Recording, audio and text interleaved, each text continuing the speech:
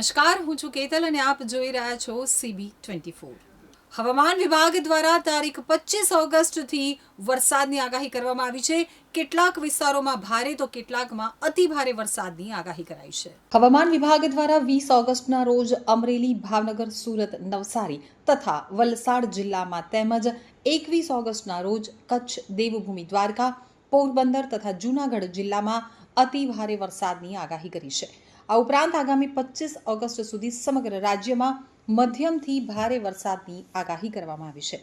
બેઠકમાં NDRF અને SDRF અધિકારીઓના જણાવ્યા મુજબ ચોમાસા દરમિયાન ઉપસ્થિત થતી કોઈપણ કટોકટીની પરિસ્થિતિને પહોંચી વળવા NDRFની કુલ 12 ટીમ અને SDRFની 20 ટીમ અલગ અલગ જિલ્લાઓ ખાતે ડિપ્લોય કરવામાં આવી છે.